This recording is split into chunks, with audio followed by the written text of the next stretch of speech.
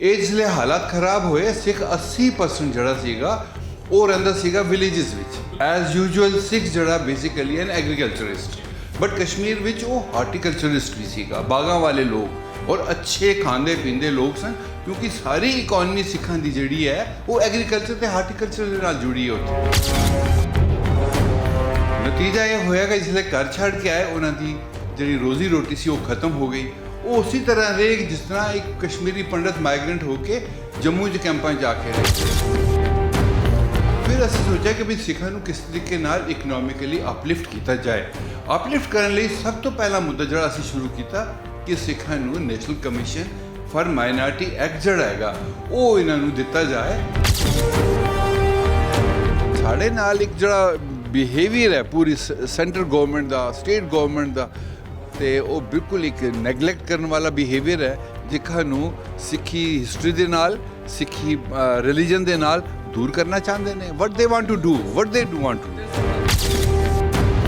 Bill Clinton ਵੀ ਉਸ ਵਕਤ ਇਹ ਗੱਲ ਕਹਿ ਗਏ ਕਿ ਮੇਰੇ ਆਉਣ ਦੇ ਨਾਲ 36 ਸਿੱਖਾਂ ਦੀ ਕੁਰਬਾਨੀ ਹੋਈ, ਪਰ ਉਸ ਟਾਈਮ ਸਿੱਖ ਕਸ਼ਮੀਰ ਛੋੜ ਕੇ ਫਿਰ ਵੀ ਨਹੀਂ ਗਿਆ। ਪਰ ਉਸ 36 ਸਿੱਖਾਂ ਨੂੰ ਇਹਨਾਂ ਨੇ ਅੱਜ ਤੱਕ ਜਸਟਿਸ ਨਹੀਂ ਕੀਤੀ। ਅੱਜ ਤੱਕ ਵੀ ਅਸੀਂ ਇਹ ਚੀਜ਼ ਜਿਹੜੀ ਕਹਿੰਦੇ ਆਏ ਕਿ ਬਈ ਸਾਨੂੰ ਤੁਸੀਂ ਜਸਟਿਸ ਦਿਓ, ਪਰ ਨਹੀਂ ਦਿੱਤੀ। ਕਿ ਅੱਜ ਕਿਸੇ ਮੈਡੀਕਲ ਕਾਲਜ, ਕਿਸੇ ਇੰਜੀਨੀਅਰਿੰਗ ਕਾਲਜ ਦੇ ਵਿੱਚ ਸਰਦਾਰ ਬੱਚਾ ਜਿਹੜਾ ਉੱਥੇ ਨਹੀਂ ਮਿਲਦਾ। ਤੇ ਜੇ ਬੱਚੇ ਨੌਕਰੀ ਦੀ ਤਲਾਸ਼ੀ ਬਾਹਰ ਨਿਕਲ ਗਏ, ਉੱਥੇ ਕਿਸ ਨੇ ਰਹਿਣਾ? ਮਾਂ ਪਿਓ ਹਰ ਬੰਦੇ ਦੇ ਅੱਜ ਕੱਲ੍ਹ 1 ਜਾਂ 2 ਬੱਚੇ ਨੇ। ਤੁਸੀਂ ਉੱਥੇ ਦੇਖੋ 6000 ਪੋਸਟਾਂ ਇਹਨਾਂ ਨੇ ਪੈਕੇਜ ਦਿੱਤਾ ਹੈ ਕਸ਼ਮੀਰੀ ਪੰਡਤ ਨੂੰ ਦਿੱਤੀ ਨੇ, ਲੇਕਿਨ ਸਿੱਖਾਂ ਨੂੰ ਤੁਸੀਂ ਕਿਉਂ ਨਹੀਂ ਦੇ ਰਹੇ? ਮਾਰਚ 2000 ਦੀ ਘਟਨਾ ਇਹ ਉਸੇ ਸਾਜ਼ਿਸ਼ ਦਾ ਨਤੀਜਾ ਸੀ ਜਾਂ ਇਹਦੇ ਪਿੱਛੇ ਕੋਈ ਹੋਰ? ਨਹੀਂ, ਬਿਲਕੁਲ ਸਾਜ਼ਿਸ਼ ਸੀ, ਕਿਉਂਕਿ ਉਸ ਤੋਂ ਬਾਅਦ ਹੋਰ ਵੀ 2 ਮੈਸੇਕਰ ਕਸ਼ਮੀਰ ਵਿੱਚ ਦੁਬਾਰਾ ਹੋਏ। ਤੇ ਸਿੱਖਾਂ ਦਾ ਤੇ ਕਸ਼ਮੀਰੀਆਂ ਦਾ ਬੜਾ ਰਿਸ਼ਤਾ ਬਹੁਤ ਪੁਰਾਣਾ ਆ, ਬਹੁਤ ਗੂੜਾ ਰਿਸ਼ਤਾ ਮੰਨਿਆ ਜਾਂਦਾ, ਪਰ ਅੱਜ ਦੇ ਹਾਲਾਤ ਨੇ ਉਹ ਕਿਸੇ ਪਾਸਿਓਂ ਵੀ ਸਿੱਖਾਂ ਦਾ ਪਲੜਾ ਭਾਰੀ ਕਰਦੇ ਨਜ਼ਰ ਨਹੀਂ ਆਉਂਦੇ। ਐਕਸ਼ਨ ਜਿਹੜਾ ਨਾ ਵਿਜ਼ੀਬਲ ਹੈ by government orders.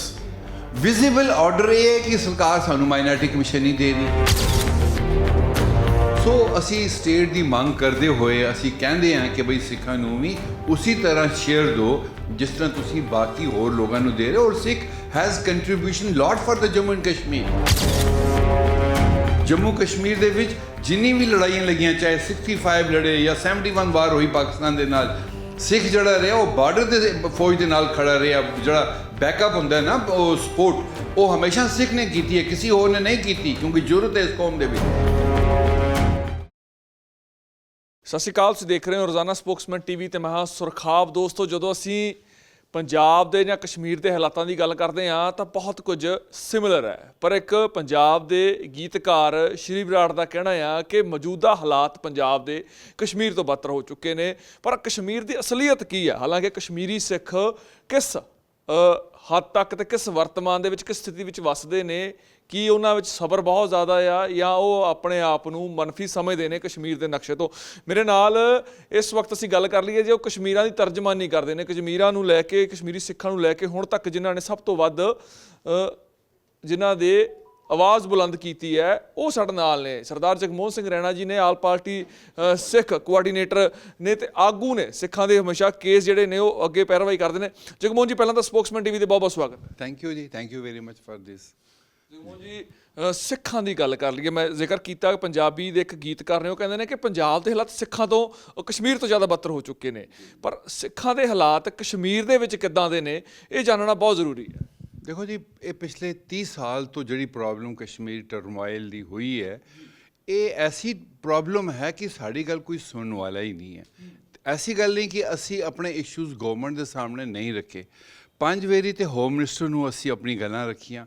Chief minister ਜਿਤਨੇ ਬਦਲੇ, ਚਾਹੇ ਫਾਰੂਕ ਅਬਦੁੱਲਾ ਸੀ, ਉਮਰ ਅਬਦੁੱਲਾ ਸੀ, ਮਹਿਬੂਬਾ ਵੀ ਆਏ, ਮੁਫਤੀ ਸਈਦ ਆਏ, ਜਿਤਨੇ ਚੀਫ ਮਿਨਿਸਟਰ ਆਏ, ਸਾਰਿਆਂ ਨੂੰ ਅਸੀਂ ਰਿਟਨ ਇਸ਼ੂਜ਼ ਦਿੱਤੇ ਕਿ ਵੀ ਸਾਡੇ ਇਹ ਪ੍ਰੋਬਲਮ ਨੇ, ਇਹਨਾਂ ਨੂੰ ਰਿਜ਼ੋਲਵ ਕਰੋ। ਔਰ ਪ੍ਰੋਬਲਮ ਜਿਹੜੀਆਂ ਨੇ ਲੈਜੀਟੀਮੇਟ ਨੇ। ਤੇ ਕਿੱਥੋਂ ਮੈਂ ਸ਼ੁਰੂ ਕਰਾਂ ਤੁਹਾਨੂੰ ਪ੍ਰੋਬਲਮਾਂ ਦੱਸਣੀਆਂ?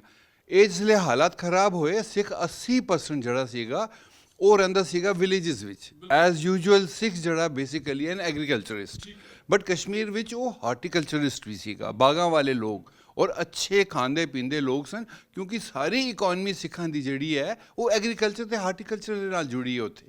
ਲੇਕਿਨ ਜਿਸਲੇ ਮਿਲੀਟੈਂਸੀ ਸਟਾਰਟ ਹੋਈ, ਉਹਨਾਂ ਲੋਕਾਂ ਨੂੰ ਆਪਣੇ ਕਾਰੋਬਾਰ ਛੋੜਨੇ ਪਏ। ਉਹ 80% ਪਾਪੂਲੇਸ਼ਨ ਜਿਹੜੀ ਹੈ ਸਾਰੀ ਉੱਠ ਕੇ ਸ਼ਹਿਰ ਵਿੱਚ ਆ ਗਈ, ਬਟ ਕਸ਼ਮੀਰ ਛੋੜ ਕੇ ਨਹੀਂ ਗਏ ਬਾਹਰ, ਉੱਥੇ ਹੀ ਰਹੇ। ਨਤੀਜਾ ਇਹ ਹੋਇਆ ਕਿ ਜਿਸਲੇ ਘਰ ਛੱਡ ਕੇ ਆਏ ਉਹਨਾਂ ਦੀ ਜਿਹੜੀ ਰੋਜ਼ੀ ਰੋਟੀ ਸੀ ਉਹ ਖਤਮ ਹੋ ਗਈ।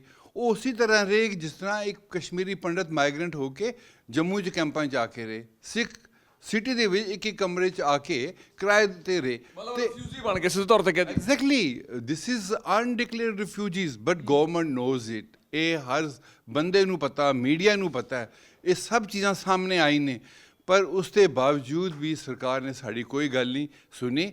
ਫਿਰ ਅਸੀਂ ਸੋਚਿਆ ਕਿ ਵੀ ਸਿੱਖਾਂ ਨੂੰ ਕਿਸ ਤਰੀਕੇ ਨਾਲ ਇਕਨੋਮਿਕਲੀ ਅਪਲਿਫਟ ਕੀਤਾ ਜਾਏ।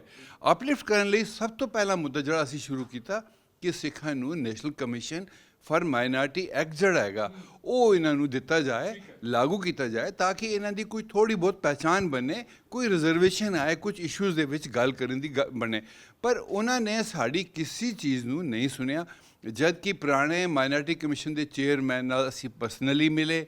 Not only that, home minister Rajnath ਜੀ ਆਏ, ਹਰ ਸਾਲ ਆਉਂਦੇ ਸੀਗੇ ਕਸ਼ਮੀਰ, ਹਰ ਵੇਲੇ ਸਾਡਾ ਡੈਲੀਗੇਸ਼ਨ ਉਹਨਾਂ ਨਾਲ ਮਿਲਦਾ ਸੀ, ਔਰ ਇਹ ਸਾਰਾ ਔਨ ਰਿਕਾਰਡ ਹੈ ਮੀਡੀਆ ਦੇ ਵਿੱਚ। ਅਤੇ ਅਸੀਂ ਉਹਨਾਂ ਨੂੰ ਇਹ ਕਹਿੰਦੇ ਰਹੇ ਹਾਂ ਕਿ ਵੀ ਸਾਨੂੰ ਜਿਸ ਤਰ੍ਹਾਂ ਤੁਸੀਂ ਬਾਕੀ ਲੋਕਾਂ ਨੂੰ ਕੰਪਨਸੇਟ ਕਰ ਰਹੇ ਹੋ, ਜਿਹੜੀ ਇੱਕ ਮਾਈਨੋਰਟੀ ਹੈ ਕਸ਼ਮੀਰ ਦੀ, ਕਸ਼ਮੀਰੀ ਪੰਡਤ ਜੋ ਉੱਥੋਂ ਚੱਲ ਕੇ ਜੰਮੂ ਜਾਂ ਬਾਕੀ ਇਲਾਕਿਆਂ ਚਲੇ ਗਈ, ਸਿੱਖ ਨਹੀਂ ਗਿਆ, ਸਿੱਖ ਡਟਾ ਰਿਹਾ ਉੱਥੇ। ਜਦ ਕਿ ਇਹਨਾਂ ਦੇ ਨਾਲ ਇਸ ਤਰ੍ਹਾਂ ਦੀ ਸਫਰਿੰਗ ਹੋਈ ਕਿ ਚੇਟੀ ਸਿੰਘਪੁਰਾ ਹੋਇਆ, 35 ਲੋਕ ਮਾਰੇ ਗਏ। ਉਸ ਤੋਂ ਬਾਅਦ ਫਿਰ 35 ਲੋਕ ਮਾਰਨ ਤੋਂ ਬਾਅਦ ਜਿਸਲੇ 5 ਲੋਕ ਬਰਾਕ ਓਬਾਮਾ ਜਾਂ ਉੱਥੇ 50 ਲੋਕ ਸਾਰੇ ਐਪੀਸੋਡ ਹੀ ਮਾਰੇ ਗਏ। ਔਰ ਉਸ ਦੀ ਇਨਕੁਆਇਰੀ ਜਿਹੜੀ ਹੋਈ ਹੈ ਉਹ ਪਾਨਦਾਨ ਕਮਿਸ਼ਨ ਦੇ ਜ਼ਰੀਏ ਹੋਈ ਹੈ, ਲੇਕਿਨ ਪਾਨਦਾਨ ਕਮਿਸ਼ਨ ਨੇ ਉਸ ਕੇਸ ਨੂੰ ਹੋਲਡ ਕੀਤਾ ਜਿਹੜੇ ਵਾਲੇ ਉਹ ਲੋਕ ਫੇਕ ਇਨਕਾਊਂਟਰ 'ਚ ਮਾਰੇ ਗਏ 5 ਆਦਮੀ। ਬੇਸ ਛੱਡ ਦਿੱਤਾ ਸਿੱਧੇ ਤੌਰ ਤੇ ਕਹਿੰਦੀ ਜਿਹੜਾ ਬੇਸ ਅਸੀਂ ਉਸ ਨੂੰ ਉਹਨਾਂ ਨੇ ਕੋਈ ਟੱਚ ਨਹੀਂ ਕੀਤਾ। ਉਸ ਤੋਂ ਬਾਅਦ ਹਰ ਸਾਲ ਅਸੀਂ ਇਸ ਚੀਜ਼ ਨੂੰ ਉਸ 1 ਮਾਰਚ ਨੂੰ ਸਰਕਾਰ ਦੇ ਸਾਹਮਣੇ ਫਿਰ ਯਾਦ ਦਿਲਾਉਂਦੇ हैं। लेकिन फारूक अब्दुल्ला चुपके चुपके कहता रहा सानू, मुझे मालूम है, मैंने भी होम मिनिस्टर से बोला था, तब LK अडवाणी सीगा कि भाई ये जो कुछ हुआ है गलत हुआ है। बिल क्लिंटन भी उस वक्त एक गल कह गए कि मेरे आने के नाल सिखा 36 सिखां की कुर्बानी हुई, पर उस टाइम सिख कश्मीर छोड़ के फिर भी नहीं गया। बट उस 36 सिखां नू इन्हां ने अज तक जस्टिस नहीं की। ਸਮਝਾਓ ਥੋੜਾ ਜਿਹਾ ਸਾਨੂੰ ਵਿਸਥਾਰ ਨਾਲ ਦੱਸੋ ਕਿ ਬਿਲ ਕਲਿੰਟਨ ਨੇ ਇਹ ਗੱਲ ਕਹੀ ਕਿ ਮੇਰੇ ਆਉਣ ਨਾਲ 36 ਸਿੱਖਾਂ ਦੀ ਕੁਰਬਾਨੀ ਹੋਈ, ਇਹ ਪੂਰਾ ਮਸਲਾ ਕੀ ਹੈ? ਦੇਖੋ ਜੀ, ਉਸ ਵਿੱਚ ਸਾਡੇ ਲੋਕਲ ਇਨਕੁਆਇਰੀਜ਼ ਵੀ ਕਮਿਸ਼ਨ ਜਿਹੜੇ ਪੰਜਾਬ ਤੋਂ ਵੀ ਆਏ ਉਹਨਾਂ ਵੀ ਕੀਤਾ। ਜਦ ਇਹ ਗੱਲ ਸਾਫ਼ ਹੋਈ, CBI ਨੇ ਵੀ ਕਿਹਾ, ਹਾਈ ਕੋਰਟ ਨੇ ਵੀ ਦਿੱਤਾ ਕਿ ਬਈ ਇਹਦੇ ਵਿੱਚ ਕੁਝ ਫੌਜੀ ਲੋਕ ਇਨਵੋਲਵ ਸਨ ਜਿਹੜੇ ਉਹ 5 ਆਦਮੀ ਮਾਰੇ ਗਏ। ਜਿਸ ਲਈ ਉੱਥੇ ਉਹ ਐਸਟੈਬਲਿਸ਼ ਹੋ ਗਿਆ ਕਿ ਉਹ 5 ਲੋਕ ਫੌਜ ਨੇ ਮਾਰੇ। ਤੇ ਸਾਡੇ ਕੇਸ ਦੇ ਬਾਰੇ ਇਨਕੁਆਇਰੀ ਕਰਦੇ ਕਿਉਂ ਉਹਨਾਂ ਨੂੰ ਤਕਲੀਫ ਹੋਈ। ਅਸੀਂ ਉਹਨਾਂ ਨੂੰ ਕਿਹਾ ਕਿ ਬਈ ਤੁਸੀਂ ਸਾਡੀ ਉਂਗਲੀ ਹਮੇਸ਼ਾ ਹਰ ਤਰਫ ਜਾਏਗੀ ਜਦ ਤੋਣੀ ਸਾਨੂੰ ਜਸਟਿਸ ਤੁਸੀਂ ਨਹੀਂ ਦੋਗੇ। ਲੇਕਿਨ ਇਨਕੁਆਇਰੀ ਕਰਨ ਨੂੰ ਸਰਕਾਰ ਕਿਉਂ ਪਿੱਛੇ ਹਟਦੀ ਹੈ? ਇਸ ਕਰਕੇ ਕਿਉਂਕਿ ਉਹ ਇੱਕ ਪੋਲੀਟੀਕਲ ਤਮਾਸ਼ਾ ਸੀ। ਕਿਉਂਕਿ ਸਟੇਟ ਦੇ ਵਿੱਚ, ਜੰਮੂ ਕਸ਼ਮੀਰ ਦੇ ਵਿੱਚ ਹਮੇਸ਼ਾ ਕੁਝ ਇਸ ਤਰ੍ਹਾਂ ਦੇ ਪੋਲੀਟੀਕਲ ਹਾਲਾਤ ਹੁੰਦੇ ਨੇ ਜਿਸ ਦੇ ਉੱਪਰ ਉਂਗਲੀਆਂ ਹਮੇਸ਼ਾ ਉੱਠਦੀਆਂ ਰਹਿੰਦੀਆਂ ਨੇ। ਅਤੇ ਅੱਜ ਤੱਕ ਵੀ ਅਸੀਂ ਇਹ ਚੀਜ਼ ਜਿਹੜੀ ਕਹਿੰਦੇ ਆਏ ਕਿ ਬਈ ਸਾਨੂੰ ਤੁਸੀਂ ਜਸਟਿਸ ਦਿਓ, ਪਰ ਨਹੀਂ ਦਿੱਤੀ। ਬਟ ਉਸ ਦੇ ਬਾਵਜੂਦ ਵੀ ਸਿੱਖ ਜਿਹੜਾ ਉੱਥੇ ਰਿਹਾ ਕਸ਼ਮੀਰ ਦੇ ਵਿੱਚ, ਉਹਨਾਂ ਦੀ ਹਾਲਤ ਐਸੀ ਖਰਾਬ ਹੋਈ ਕਿ ਅੱਜ ਕਿਸੇ ਮੈਡੀਕਲ ਕਾਲਜ, ਕਿਸੇ ਇੰਜੀਨੀਅਰਿੰਗ ਕਾਲਜ ਦੇ ਵਿੱਚ ਸਰਦਾਰ ਬੱਚਾ ਜਿਹੜਾ ਉੱਥੇ ਨਹੀਂ ਮਿਲਦਾ। ਹਾਲਾਂਕਿ ਇਹ ਏਰੀਆ ਮੈਂ ਕਸ਼ਮੀਰ ਦੀ ਗੱਲ ਕਰਾਂ, ਲੇਕਿਨ ਇਸ ਦੇ ਨਾਲ ਨਾਲ ਰਾਜੌਰੀ, ਪੁੰਛ, ਇਹ ਸਾਰੇ ਹਿਲੀ ਏਰੀਆ ਅਫੈਕਟਡ ਹੋਏ। ਲੋਕ ਉੱਥੋਂ ਵੀ ਉੱਠ ਕੇ ਆ ਕੇ ਚੁੱਪ ਕੇ ਮਾਈਗ੍ਰੈਂਟ ਹੋ ਕੇ ਬਾਕੀ ਜਗ੍ਹਾ 'ਤੇ ਆ ਗਏ। ਕਈ ਲੋਕ ਤਾਂ ਜੰਮੂ ਵਿੱਚ ਵੀ ਆ ਗਏ। ਲੇਕਿਨ ਅਸੀਂ ਕਦੇ ਸਰਕਾਰ ਕੋਲੋਂ ਇਹ ਨਹੀਂ ਕਿਹਾ ਕਿ ਤੁਸੀਂ ਜਿਸ ਤਰ੍ਹਾਂ ਮਾਈਗ੍ਰੈਂਟਸ ਕਸ਼ਮੀਰੀ ਪੰਡਤ ਨੂੰ ਤਨਖਾਹ ਦਿੰਦੇ ਹੋ, ਪੈਸੇ ਦਿੰਦੇ ਹੋ, ਰਾਸ਼ਨ ਦਿੰਦੇ ਹੋ, ਲੇਕਿਨ ਇੱਕ ਤੁਸੀਂ ਜੌਬ ਦਾ ਪੈਕੇਜ ਦਿੰਦੇ ਹੋ, ਸਾਡੇ ਬੱਚਿਆਂ ਨੂੰ ਦਿਓ ਜੇ ਉੱਥੇ ਟਿੱਕੇ ਰਹਿਣ। ਅਤੇ ਜੇ ਬੱਚੇ ਨੌਕਰੀ ਦੀ ਤਲਾਸ਼ੀ ਬਾਹਰ ਨਿਕਲ ਗਏ, ਉੱਥੇ ਕਿਸ ਨੇ ਰਹਿਣਾ? ਮਾਂ ਪਿਓ ਹਰ ਬੰਦੇ ਦੇ ਅੱਜ ਕੱਲ੍ਹ 1 ਜਾਂ 2 ਬੱਚੇ ਨੇ। ਤਾਂ ਇਸ ਕਰਕੇ ਕੁਛ ਲੋਕ ਇਸ ਤਰ੍ਹਾਂ ਦੀ ਸਾਜ਼ਿਸ਼ਾਂ ਕਰ ਰਹੇ ਨੇ ਕਸ਼ਮੀਰ ਦੇ ਵਿੱਚ ਵੀ, ਔਰ ਕੁਛ ਲੋਕ ਬਾਹਰੋਂ ਵੀ ਸਾਜ਼ਿਸ਼ਾਂ ਕਰ ਰਹੇ ਨੇ ਕਿ ਸਰਦਾਰ ਆਸਤਾ ਉੱਥੋਂ ਛੱਡ ਕੇ ਚਲਾ ਜਾਏ। ਪਰ ਇਹ ਸਾਜ਼ਿਸ਼ ਅੱਜ ਤੋਂ 23 ਸਾਲ ਪਹਿਲਾਂ ਸ਼ੁਰੂ ਹੋ ਗਈ ਸੀ, ਉਸ ਤੋਂ ਪਹਿਲਾਂ ਵੀ ਸੀਗੀ। ਤੁਸੀਂ ਕਿਹਾ ਵੀ ਇਹ ਹੁਣ ਜਿਹੜੀ ਸਾਜ਼ਿਸ਼ ਤੁਸੀਂ ਸ਼ਬਦ ਵਰਤ ਰਹੇ ਹੋ, ਕੁਝ ਲੋਕ ਚਾਹੁੰਦੇ ਨੇ ਕਿ ਸਿੱਖ ਛੱਡ ਕੇ ਚਲੇ ਜਾਣ।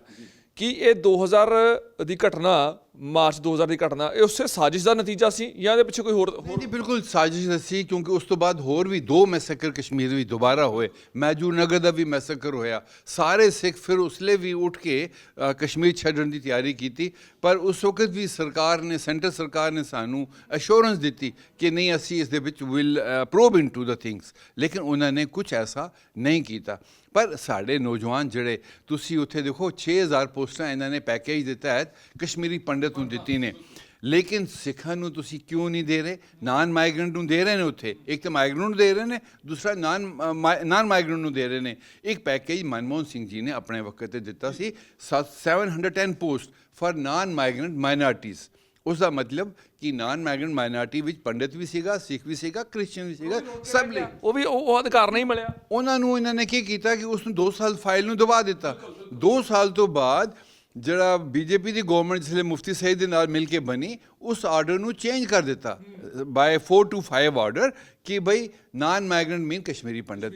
ਅਰੇ ਤੁਸੀਂ ਖੁੱਲੇ ਆਮ ਇੱਕ ਅੱਖਾਂ ਨਾਲ ਤੁਸੀਂ 2 ਮਾਈਨੋਰਟੀ ਨੂੰ ਡਿਫਰੈਂਟ ਨਜ਼ਰ ਨਾਲ ਦੇਖਦੇ ਹੋ। ਇਹ ਸਾਨੂੰ ਬੜੀ ਦੁੱਖ ਦੀ ਜਿਹੜੀ ਹੈ ਉਹ ਪਹੁੰਚਦੀ, ਸਾਨੂੰ ਤਕਲੀਫ ਆਉਂਦੀ ਹੈ। ਪਰ ਇੱਥੇ ਇੱਕ ਸਵਾਲ ਬਣਦਾ ਹੈ ਕਿ ਗਵਰਨਰ ਜਦੋਂ ਕਸ਼ਮੀਰ ਦਾ ਸਿੱਖਾਂ ਦਾ ਰਿਹਾ ਹੋਵੇ ਹਰੀ ਸਿੰਘ ਨਲੂਆ, ਕਸ਼ਮੀਰੀ ਪੰਡਤਾਂ ਦੇ ਲਈ ਕੁਰਬਾਨੀ 9ਵੇਂ ਪਾਤਸ਼ਾਹ ਨੇ ਦਿੱਤੀ ਹੋਵੇ, ਤੇ ਸਿੱਖਾਂ ਦਾ ਤੇ ਕਸ਼ਮੀਰੀਆਂ ਦਾ ਬੜਾ ਰਿਸ਼ਤਾ ਬਹੁਤ ਪੁਰਾਣਾ ਆ, ਬਹੁਤ ਗੂੜਾ ਰਿਸ਼ਤਾ ਮੰਨਿਆ ਜਾਂਦਾ। ਪਰ ਅੱਜ ਦੇ ਹਾਲਾਤ ਨੇ ਉਹ ਕਿਸੇ ਪਾਸਿਓਂ ਵੀ ਸਿੱਖਾਂ ਦਾ ਪਲੜਾ ਭਾਰੀ ਕਰਦੇ ਨਜ਼ਰ ਨਹੀਂ ਆਉਂਦੇ, ਸਗੋਂ ਹੌਲਾ ਹੀ ਕਰਦੇ ਨਜ਼ਰ ਆਉਂਦੇ ਨੇ। ਉਹ ਕਾਰਨ ਜਿਹੜੇ ਬਣ ਰਹੇ ਨੇ ਇਹ ਕਿਉਂ ਨੇ? ਇਹ ਸਿੱਖਾਂ ਦੇ ਨਾਲ ਸਿਰਫ ਅਸੀਂ ਕਹਿ ਦਈਏ ਕਿ ਕਿਉਂ ਹੋ ਰਿਹਾ ਹੈ? ਦੇਖੋ ਜੀ, ਮੈਂ ਤੁਹਾਨੂੰ ਇਹੋ ਗੱਲ ਸਾਰੀ ਦੱਸ ਰਿਹਾ ਕਿ ਐਕਸ਼ਨ ਜਿਹੜਾ ਨਾ ਵਿਜ਼ੀਬਲ ਹੈ by government orders. Visible order ਇਹ ਹੈ ਕਿ ਸਰਕਾਰ ਸਾਨੂੰ ਮਾਈਨੋਰਟੀ ਕਮਿਸ਼ਨ ਨਹੀਂ ਦੇ ਰਹੀ। ਮੈਂ ਪਿਛਲੇ 15 ਸਾਲ ਤੋਂ ਸੈਂਟਰ ਨੂੰ ਕਹਿ ਰਿਹਾ ਕਿ ਬਈ ਮਾਈਨੋਰਟੀ ਸਟੇਟਸ ਸਿੱਖਾਂ ਨੂੰ ਦੇ ਦਿਓ। ਉੱਥੇ ਪੰਡਿਤ ਕਹਿੰਦਾ ਪਿਆ ਨਹੀਂ ਸਾਨੂੰ ਵੀ ਦੇ ਦਿਓ। ਉਸ ਕਰਕੇ ਸਰਕਾਰ ਰੁਕੀ ਹੋਈ ਹੈ ਕਿ ਅਸੀਂ ਇਹਨਾਂ ਨੂੰ ਕਿਸ ਤਰ੍ਹਾਂ ਦਈਏ, ਜਦ ਕਿ ਗਵਰਨਮੈਂਟ ਆਫ ਇੰਡੀਆ ਦੇ ਆਰਡਰ ਦੇ ਵਿੱਚ ਇਹ ਸਾਫ਼ ਲਿਖਿਆ ਹੈ ਨੈਸ਼ਨਲ ਮਾਈਨੋਰਟੀ ਜਿਹੜੀਆਂ ਮੁਸਲਿਮ, ਕ੍ਰਿਸਚੀਅਨ, ਬੌਧ ਐਂਡ ਇਹ 5-6 ਨੇ, ਉਹਨਾਂ ਵਿੱਚ ਪੰਡਿਤ ਨਹੀਂ ਹੋ ਸਕਦਾ because he is Hindu. But ਉਸ ਦੇ ਬਾਵਜੂਦ ਵੀ ਸਾਡਾ ਕੰਮ ਹੀ ਰੋਕ ਦਿੱਤਾ ਕਿਉਂਕਿ ਉਹਨਾਂ ਨੂੰ ਐਕੋਮੋਡੇਟ ਕਰਨਾ। ਇਸ ਕਰਕੇ ਇਹ ਲੱਗਦਾ ਪਿਆ ਕਿ ਸੈਂਟਰ ਹਮੇਸ਼ਾ ਸਾਡੇ ਜਿਹੜਾ ਪੱਖੋਂ ਜਿਹੜਾ ਹੈ ਉਹ ਬਿਲਕੁਲ ਉਹਨਾਂ ਦਾ ਇੱਕ ਡਿਸਕ੍ਰਿਮੀਨੇਸ਼ਨ ਦਾ ਐਟੀਟਿਊਡ ਬਣਿਆ ਰਿਹਾ ਹਮੇਸ਼ਾ। ਤੋ ਇਸ ਕਰਕੇ ਸਾਡੇ ਨੌਜਵਾਨ ਬੱਚੇ, ਸਾਡੀ ਜਿਹੜੀ ਇਕਨੋਮੀ ਸਿੱਖਾਂ ਦੀ, ਈਵਨ ਗੁਰਦੁਆਰਾ ਦੇ ਇਲੈਕਸ਼ਨ ਤੱਕ ਜਿਹੜੇ ਹੈਗੇ ਨੇ ਉਹ ਗਵਰਨਮੈਂਟ ਮੈਨੂਪੂਲੇਟ ਕਰਦੀ ਹੈ ਉੱਥੇ। ਤੋ ਇਸ ਕਰਕੇ ਸਾਡੇ ਨਾਲ ਇੱਕ ਜਿਹੜਾ ਬਿਹੇਵੀਅਰ ਹੈ ਪੂਰੀ ਸੈਂਟਰ ਗਵਰਨਮੈਂਟ ਦਾ, ਸਟੇਟ ਗਵਰਨਮੈਂਟ ਦਾ, ਤੇ ਉਹ ਬਿਲਕੁਲ ਇੱਕ ਨੈਗਲੈਕਟ ਕਰਨ ਵਾਲਾ ਬਿਹੇਵੀਅਰ ਹੈ, ਜਿਸ ਨਾਲ ਸਾਨੂੰ ਬੜਾ ਅਫਸੋਸ ਹੈ। ਪਰ ਅਸੀਂ ਇਹ ਸਾਰੀ ਚੀਜ਼ਾਂ ਲਿਖਤ ਤੌਰ 'ਤੇ ਇਹ ਗੱਲਾਂ ਰੱਖੀ ਨੇ। ਪੰਜਾਬੀ ਜ਼ਬਾਨ ਜਿਹੜੀ ਪਿਛਲੇ ਕਈ ਸਾਲਾਂ ਤੋਂ ਉੱਥੇ ਪੜ੍ਹਾਈ ਜਾ ਰਹੀ ਸੀ, ਉਹ ਜਿਸਲੇ ਨਵੀਂ ਸਰਕਾਰ ਆਈ 370 ਹਟਾਇਆ ਤੇ ਪੰਜਾਬੀ ਨੂੰ ਇਹਨਾਂ ਨੇ ਇਸ ਤੋਂ ਬਾਹਰ ਕਰ ਦਿੱਤਾ। ਇਹ ਇੱਕ JNK ਕਾਨਸਟੀਟਿਊਸ਼ਨ ਦੇ ਤਹਿਤ ਇੱਕ ਰਿਕੋਗਨਾਈਜ਼ ਲੈਂਗੁਏਜ ਸੀ ਐਂਡ ਪਿਛਲੇ 200 ਸਾਲ ਤੋਂ ਕਸ਼ਮੀਰ ਦੇ ਵਿੱਚ ਲਾਗੂ ਸੀ, ਹਰ ਸਕੂਲ ਇਹ ਪੜ੍ਹਾਈ ਜਾਂਦੀ ਸੀ। ਤੁਸੀਂ ਦੱਸੋ ਕਿ ਉਹ ਪੰਜਾਬੀ ਜ਼ਬਾਨ ਨੂੰ ਬਾਹਰ ਕੱਢ ਕੇ ਸਿੱਖਾਂ ਨੂੰ ਸਿੱਖੀ ਹਿਸਟਰੀ ਦੇ ਨਾਲ, ਸਿੱਖੀ ਰਿਲੀਜਨ ਦੇ ਨਾਲ ਦੂਰ ਕਰਨਾ ਚਾਹੁੰਦੇ ਨੇ। ਵਟ they want to do, what they do want to do. 370 ਧਾਰਾ ਦਾ ਅਪੋਜ਼ ਜਿੱਥੇ ਕਸ਼ਮੀਰੀਆਂ ਨੇ ਇਸ ਗੱਲ ਕੀਤਾ ਹੈ ਕਿ ਸਾਡਾ ਵਜੂਦ ਖੋਲ੍ਹਿਆ ਜਾਵੇਗਾ, ਸਿੱਖਾਂ ਦਾ ਵਜੂਦ ਖੋਣਾ ਸ਼ੁਰੂ ਕਰ ਦਿੱਤਾ। ਬਿਲਕੁਲ ਜੀ ਬਿਲਕੁਲ। ਔਰ ਕਸ਼ਮੀਰ ਮੈਂ ਤੁਹਾਨੂੰ ਦੱਸਾਂ ਕਿ ਇਹ ਹਿਸਟੋਰੀਕਲੀ ਬੜਾ ਇੰਪੋਰਟੈਂਟ ਹੈ। ਜੇ ਤੁਹਾਨੂੰ ਇਹ ਪਤਾ ਹੈ ਕਿ ਜਿਸਲੇ ਪੰਡਿਤ ਉੱਥੇ ਮੁਗਲ ਟਾਈਮ ਵਿੱਚ ਜਿਸਲੇ ਕਨਵਰਸ਼ਨ ਦੀ ਗੱਲ ਆਈ, ਕਸ਼ਮੀਰੀ ਪੰਡਿਤ ਦਾ ਡੈਲੀਗੇਸ਼ਨ ਜਿਸਲੇ ਗੁਰੂ ਤੇਗ ਬਹਾਦਰ ਸਾਹਿਬ ਜੀ ਨੂੰ ਮਿਲਣ ਗਿਆ ਕਿ ਸਾਨੂੰ ਬਚਾਇਆ, ਔਰ ਕਿੰਨੀ ਵੱਡੀ ਕੁਰਬਾਨੀ ਹੈ ਸਿੱਖ ਕੌਮ ਦੀ। ਗੁਰੂ ਸਾਹਿਬ ਨੇ ਆਪਣੇ ਬੱਚੇ, ਗੁਰੂ ਸਾਹਿਬ ਦੀ ਪੂਰੀ ਫੈਮਿਲੀ ਇਸ ਵਿੱਚ ਜਿਹੜੀ ਹੈ ਸੈਕਰੀਫਾਈਸ ਕੀਤਾ, great sacrifice, and that is only for Kashmiri Pandits. ਤੇ ਕਿੰਨਾ ਇੰਪੋਰਟੈਂਟ ਹੈ ਸਿੱਖਾਂ ਦਾ ਉੱਥੇ। ਔਰ ਸੈਂਟਰ ਕੀ ਸੋਚ ਰਹੀ ਹੈ ਕਿ ਸਾਹਿਬ ਉਹ ਸਿੱਖਾਂ ਨੂੰ ਇਸ ਤਰ੍ਹਾਂ ਰੱਖ ਕੇ ਬਿਲਕੁਲ ਦੂਰ ਕਰੇਗੀ। ਅਸੀਂ ਲੋਕ ਸਮਝਦੇ ਹਾਂ ਇਸ ਚੀਜ਼ ਨੂੰ, ਲੇਕਿਨ ਵਕਤ ਆਉਣ 'ਤੇ ਇਹ ਬੜਾ ਮਹਿੰਗਾ ਪਏਗਾ ਸੈਂਟਰ ਸਰਕਾਰ ਨੂੰ। ਔਰ ਕਸ਼ਮੀਰ ਦੇ ਵਿੱਚ ਲੋਕ ਆਨ ਦੀ ਹੋਲ ਬੜੇ ਨਾਰਾਜ਼ ਨੇ ਆਰਟੀਕਲ 370 ਤੋਂ ਬਾਅਦ। ਲੇਕਿਨ ਹੁਣ ਜਿਹੜੀ ਦਬਾਅ ਵਾਲੀ ਪਾਲਿਸੀ ਹੈ ਉੱਥੇ, ਉਸੇ ਕਰਕੇ ਨਹੀਂ ਬੋਲਦੇ, ਬਟ ਇਹ ਬੜਾ ਮਹਿੰਗਾ ਰਹੇਗਾ। ਮੈਂ ਹਮੇਸ਼ਾ ਕਹਿੰਦਾ ਰਿਹਾ, ਚਾਹੇ ਉਹ ਇੰਦਰਾ ਗਾਂਧੀ ਦਾ ਟਾਈਮ ਸੀ, ਕਿ ਬਈ ਤੁਸੀਂ ਲੋਕਾਂ ਦੇ ਨਾਲ, ਲੋਕਲ ਲੋਕਾਂ ਦੇ ਨਾਲ ਮਿਲ ਕੇ ਰਹੋ, ਉਹਨਾਂ ਨੂੰ ਆਉਣ ਕਰਨ ਦੀ ਕੋਸ਼ਿਸ਼ ਕਰੋ। Don't try to own one community Kashmiri Pandit.